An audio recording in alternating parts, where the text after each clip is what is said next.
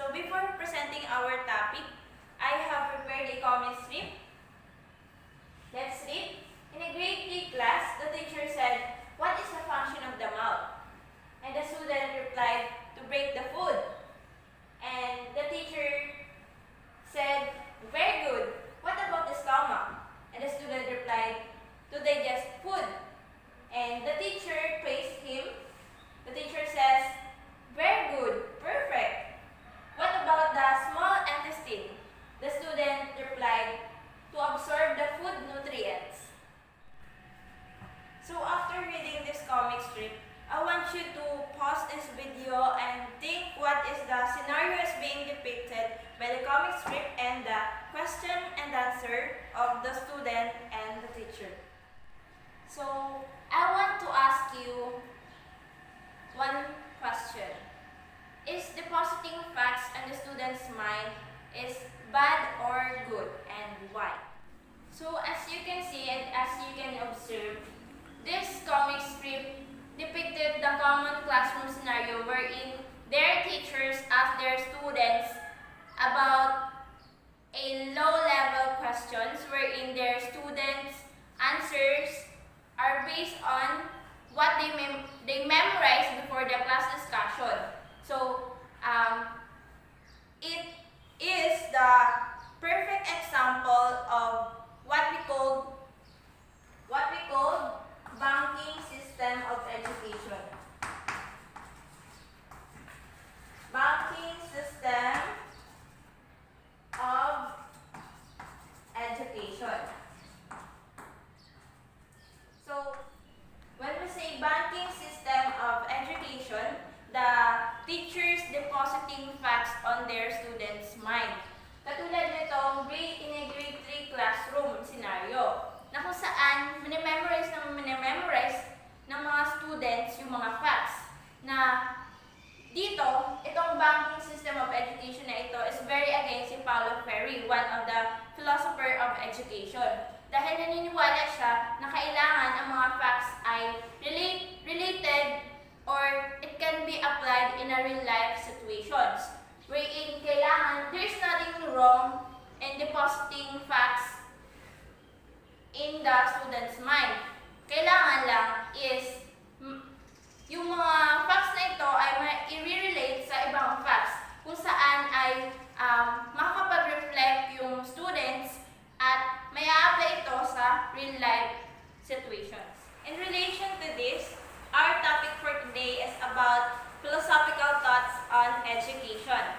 So first, what does philosophy of education mean? It is a statement or set of statements that identifies and clarifies the beliefs, values, and understanding of an individual or group with respect to education. And it also gives ideals, values, and principles. So, we have 6 philosophical thoughts of education that we will be discussing. So, the first one, we have John Locke. John Locke was an English philosopher, often classified as an empiricist. So, he was classified as empiricist. Why? Because he believed that knowledge was founded in empirical observation and experience. So he questioned the long traditional view. One of this traditional view is the divine right of kings, or also the nativist view. So one of the long traditional view that John Locke opposed was the divine right of kings. This divine right theory asserted that God chose some people to rule the earth. Locke believed that all individuals are equal in the sense that we were born with certain natural rights such as the life, liberty, and property. So, John Locke believed that there is no such thing such as the divine right of kings. And because he believed that we are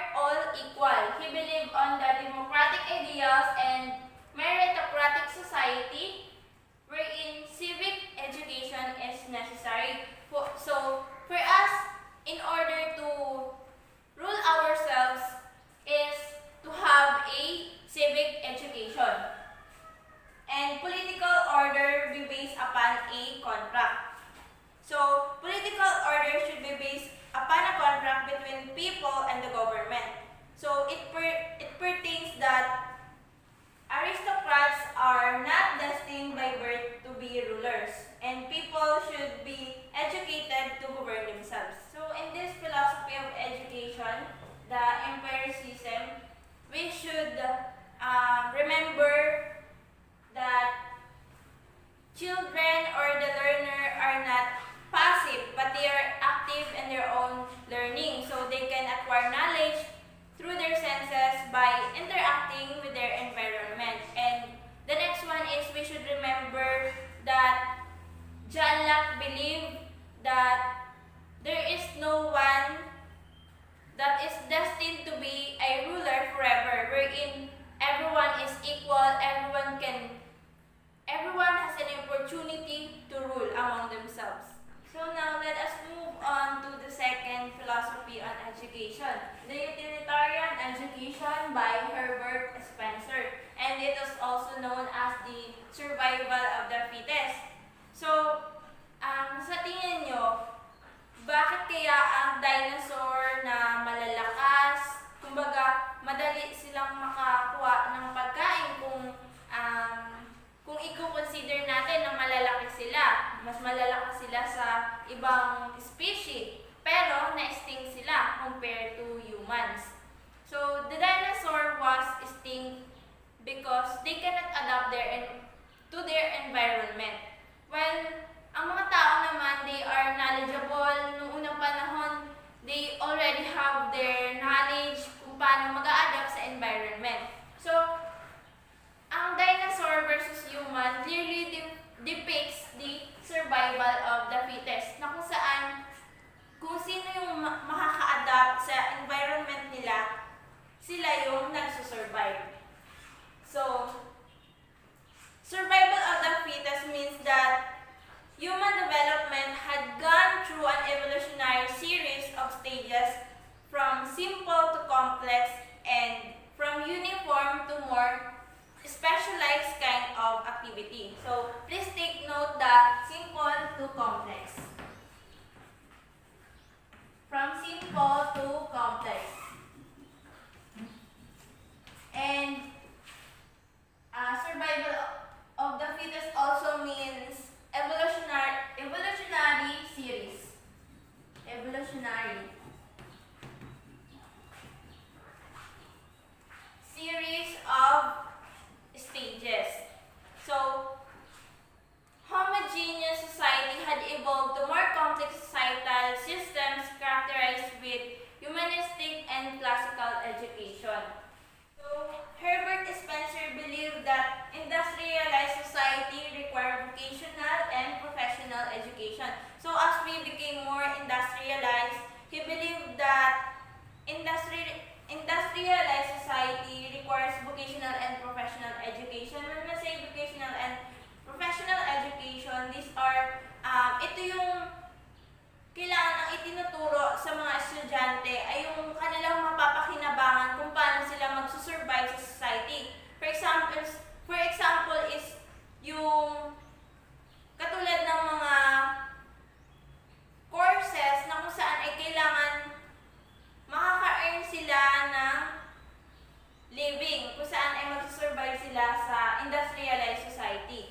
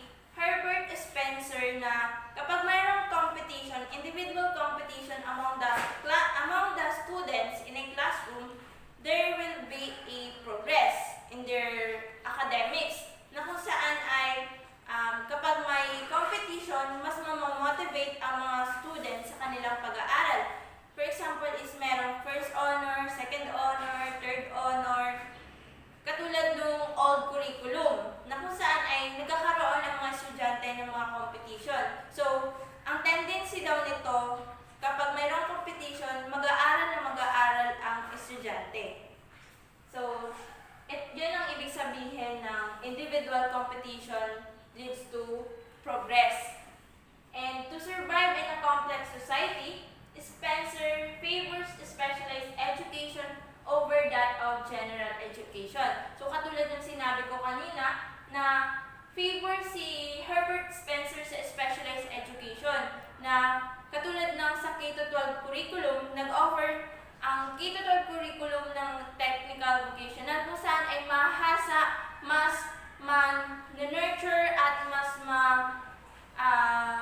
mas ma-enhance ng students ang kanilang skills in order for them to prepare themselves na magkaroon ng trabaho na kung saan ay makakapag-earn agad sila ng. And Herbert Spencer also believe that there is this specialization but lack or loss of interdependence would make it very. So in this philosophy of education, kailangan nating tandaan, he who is the fittest survives. So in today's world, kung sino daw ang fittest, siya magsusurvive. Ay, in order for us to apply this philosophy on education, kailangan natin maging tao ng unang panahon na mag-a-adapt sa environment. Hindi katulad ng dinosaur na hindi nila nakayanan mag-adapt sa environment kaya sila ay na-instinct. Dahil ngayon ay industrialized na tayo, complex na ang society, kung mai-relate natin itong philosophy na ito, kailangan natin hasain yung ating mga skills, ang ating knowledge, and our moral in order for us to survive in this complex society. The third one, we have John Dewey, the learning through experience. So, John Dewey believed that education is a social process, and so school is intimately related to the society that it serves. Children are socially active human beings who want to explore their environment and gain control over it. So, kung mapapansin natin, ang mga bata, gusto nila ay nag-explore sila, naglalaro sila, gusto nila is nakikipaglaro sila sa ibang mga bata.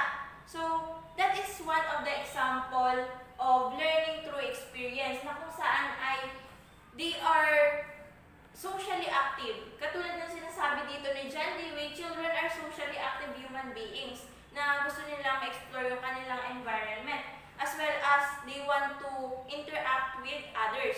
Sa pamamagitan nito, naniniwala si John Dewey na mas natututo ang bata kapag ini-explore niya ang kanyang environment. So, John Dewey also believed that school is a special environment established by members of society. When we say school is a special environment, it means that school will be a place where moral education is provided, not in the form of separate lessons, but through activities performed jointly with others. So, ibig sabihin, sa pamamagitan ng school, nasa school ang mga learners o ang mga estudyante, matututo sila ng moral education, hindi directly tinuturo sa kanila through subject, kundi naniniwala si John Dewey na natututo ang mga bata ng moral education through performing or through experience na kasama ang ibang tao, katulad ng ibang students, their co-students or teachers.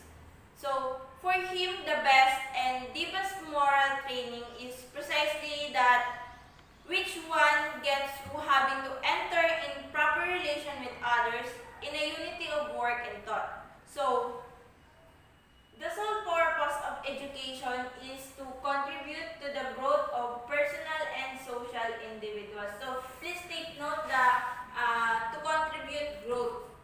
So, that is the sole purpose of education, to contribute the growth. To contribute to the growth.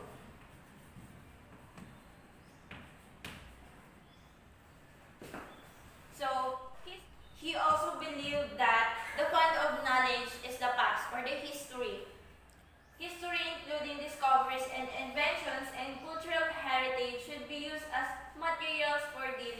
problem. So, naniniwala si John Dewey na we cannot just learn through experience but also problem solving in real life situations. And school is a social, scientific, and democratic.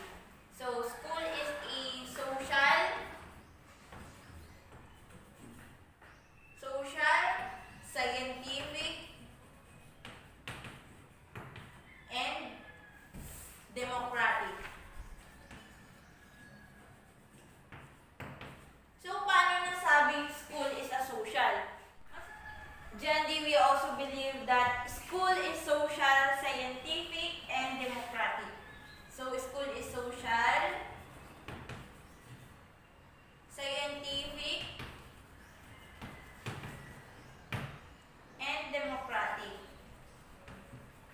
So, paano nasabi ni John Dewey na ang school ay social, scientific, and democratic? So, social in the sense that kinoconsider ni John Dewey na ang school is a miniature of a society. When we say miniature of a society, it is a small society wherein children should or must be put them together in order for them to have a social participation. So they can interact with others. And school is a scientific. So John Dewey considered school as a scientific because it serves as a social laboratory wherein students or learners could test their ideas and values. So the school is a democratic. When we say the school is a democratic, regardless of age, regardless of ethnicity or age, lahat, we all have opportunity to learn, and students or learners are free to test their ideas, values, and beliefs. So that is how John Dewey says that school is a democratic. Also, education is a social activity, and the school is a social agency that shape human character and behavior. So now let us move on to the steps of the scientific or reflective method, which are extremely important in Dewey's educational theory. The first one is genuine problem.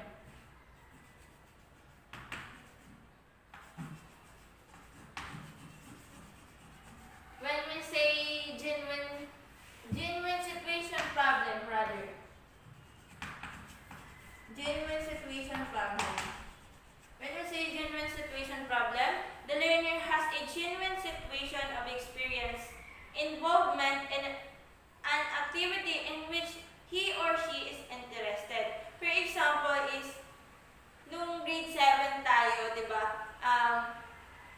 Nagkakaroon tayo ng experiment na kung saan we have a direct experience from the situation. So the next one is genuine problem.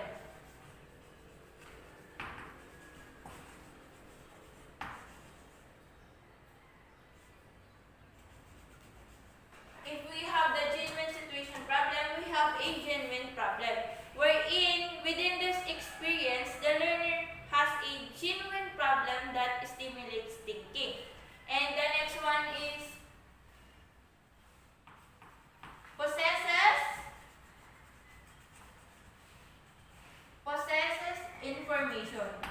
So, kailangan may information ang student. The learner possesses the information or doing research to acquire the information needed to solve the problem. So, kailangan may mga information siya para ma-solve ang problem. And so, the next one is the learner develops possible and tentative solutions.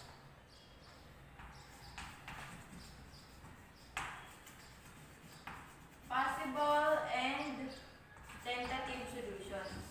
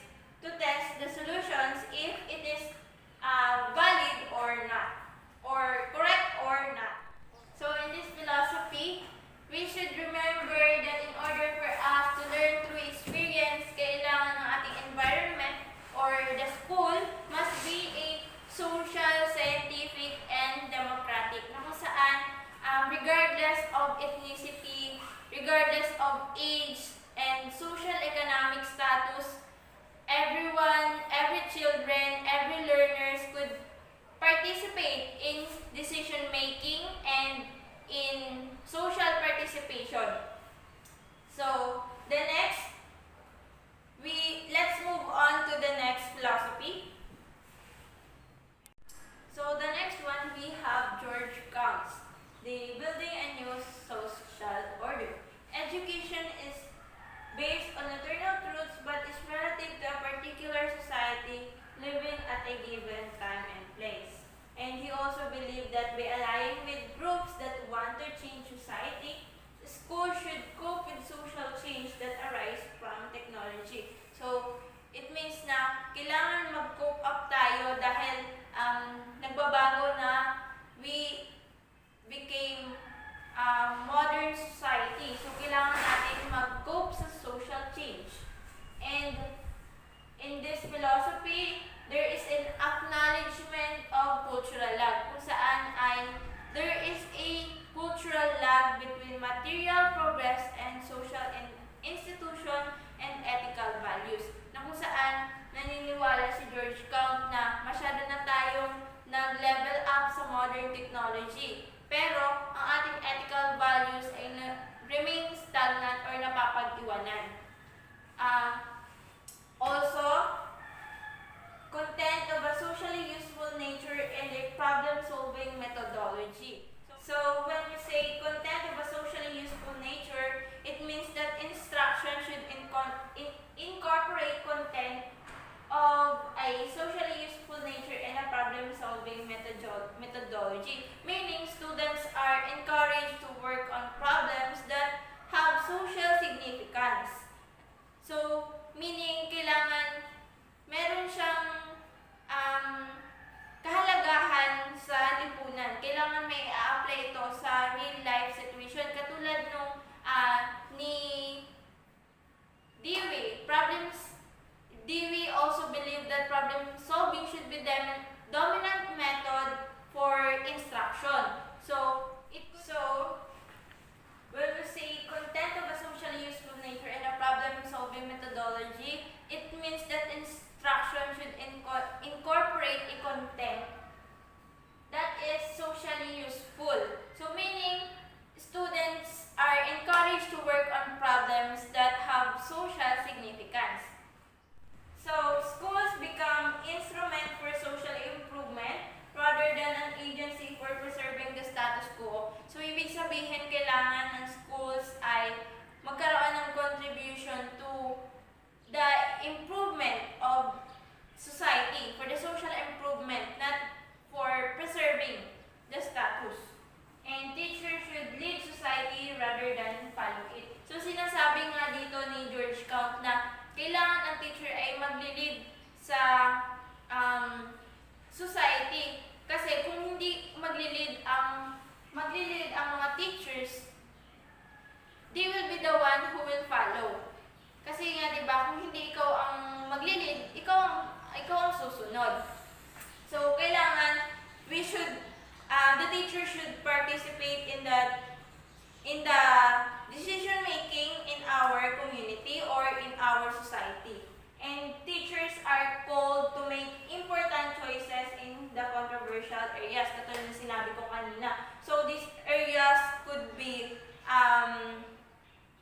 economics, politics, and also morality, because if they fail to do so, others would make a decision for them. So in this philosophy, to build a new social order, it means that ina-acknowledge dito na merong problema sa isang society. Merong naglalag, which is the ethics of the humans and the moral problems. Sinasabi nga na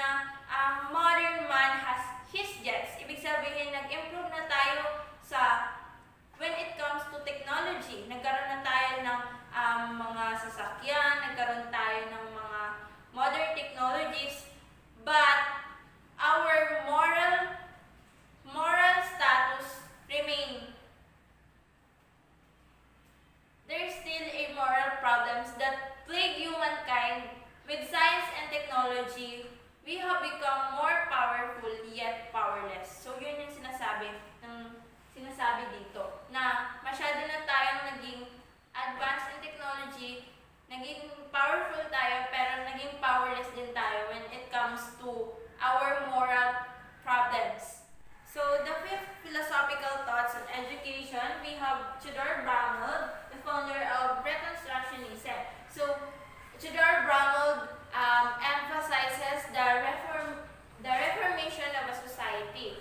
So from agricultural to rural to urban technological society. So nagkaroon ng mga pagbabago, but there is a need to reconstruct values in order to catch up with the changes in the technological order.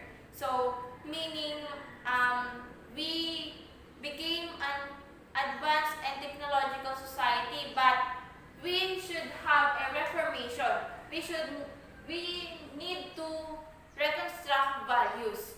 So, anong kinalaman o anong relation nito sa education? Education has a major role in reducing the gap between the values of the culture and the technology. So, in order for us or in order for education to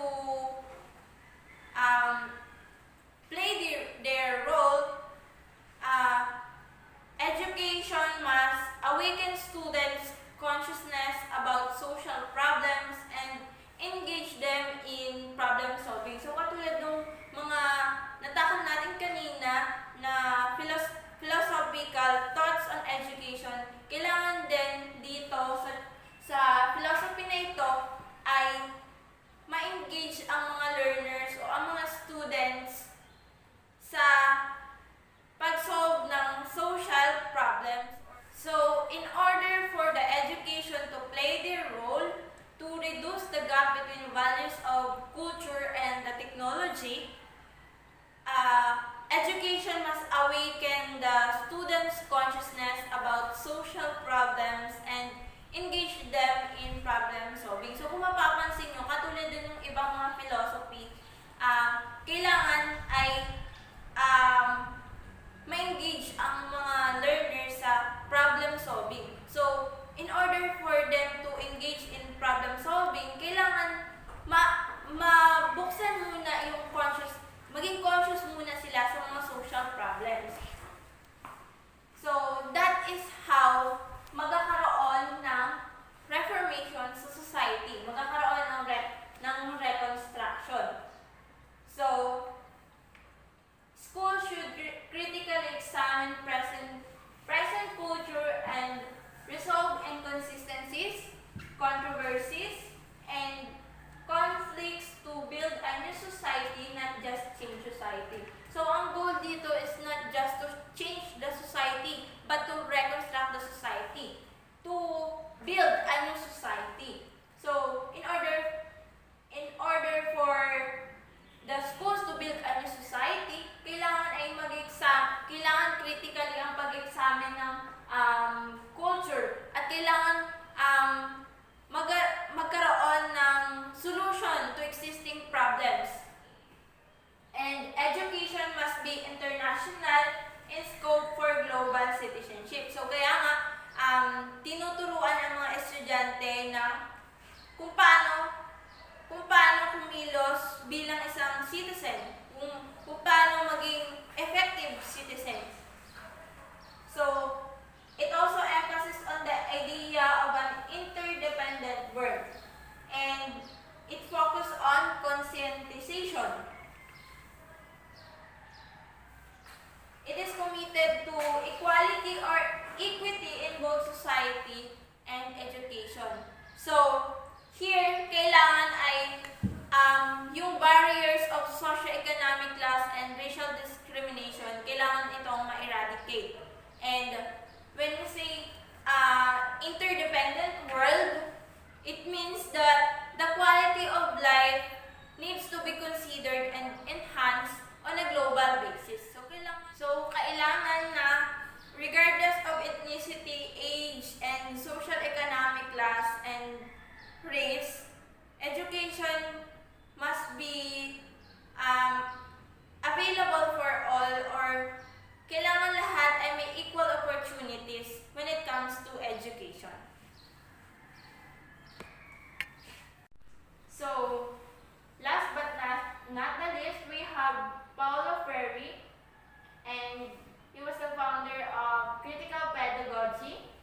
he believed that systems must be changed to overcome oppression and conditions. So, like Reconstructionist or Tudor Bramah, he believed that system must be changed to overcome oppression and improve human condition.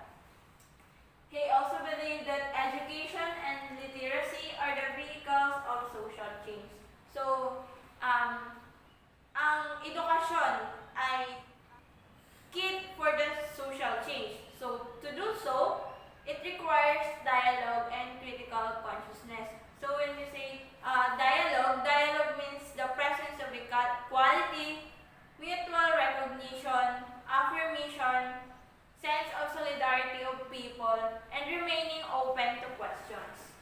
So, teaching and learning as a process of inquiry in which the child must invent and reinvent the world. So, rather than teaching as banking, Freire saw teaching and learning as a process of inquiry. So, in this philosophy, teachers act as a facilitators of learning. So, kumbaga, ang mga teachers ay facilitators lamang ng learning.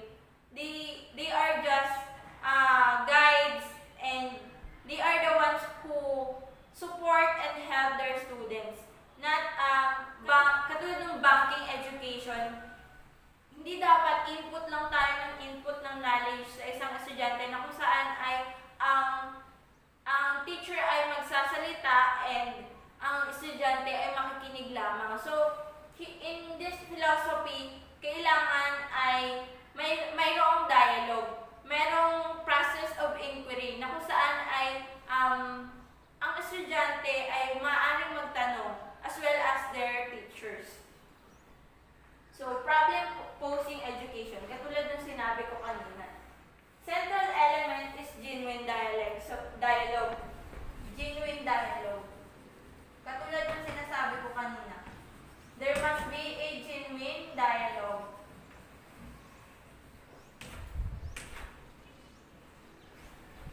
And dialogue is the basis for critical and problem-posing pedagogy. So, ibig sabihin, di ba kapag meron sa isang klase na mayroong dialogue, nagsasalita ang teacher, sumasagot ang students, ay nagkakaroon ng nagiging critical yung thinking, nagkakaroon ng mas best solution sa isang problem. So, kung mapapansin natin, sa lahat ng philosophers ay pinupoint na there is a need of interacting with others and creating community of inquiry. So, ang lahat ng philosophers na ito ay pinupoint ang kahalagahan ng community, inquiry, and interacting with others. So, community inquiry, the first is the empiricism, which was founded by John Locke, and the next one is the utilitarianism,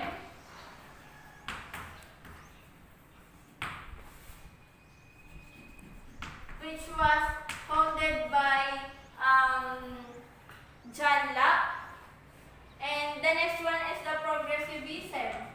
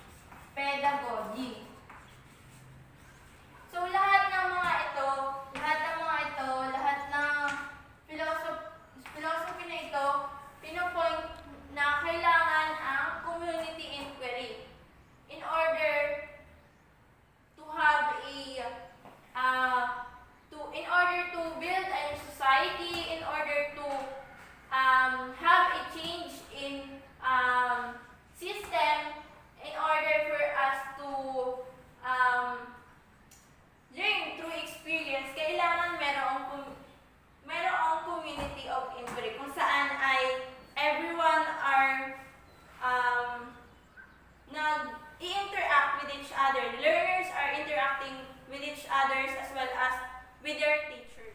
So those are the 6 philosophical thoughts on education. The first one is the